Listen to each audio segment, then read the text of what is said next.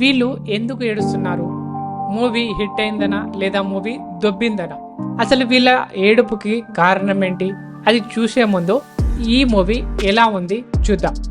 ఈ హీరో తన సొంత కొడుకుని చంపుకున్నాడు, కానీ అసలు నిజం తెలిస్తే మీకే పిచ్చెక్కుతుంది. ఈ సినిమాలో నలుగురు హీరోయిన్లు ఉంటారు, కానీ వాళ్లకు క్యారెక్టర్ అంటూ ఏమీ ఉండదు. హీరోతో బెడ్ మీద దొరలడం తప్ప. ఇంటర్వెల్ కి వచ్చేసరికి హీరో తన సొంత కొడుకుని చంపేస్తాడు. థియేటర్ మొత్తం షాక్.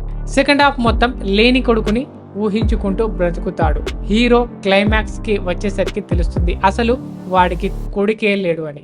మొత్తం హీరో భ్రమ, పిచ్చి భావన మాత్రమే.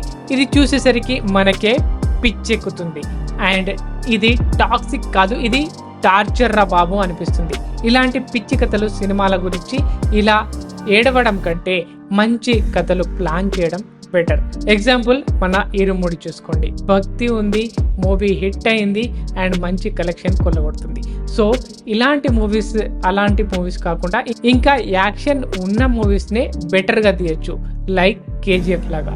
సో మీరు ఏమనుకుంటున్నారో? వీళ్ళ ఏడుపుకి కారణం ఫ్లాప్ అయిందనా, హిట్ అయిందనా, ఏమని అంటున్నారో కామెంట్లో చెప్పండి. వీడియో నచ్చితే లైక్ చేసి హైప్ చేయడం మాత్రం మర్చిపోవద్దు.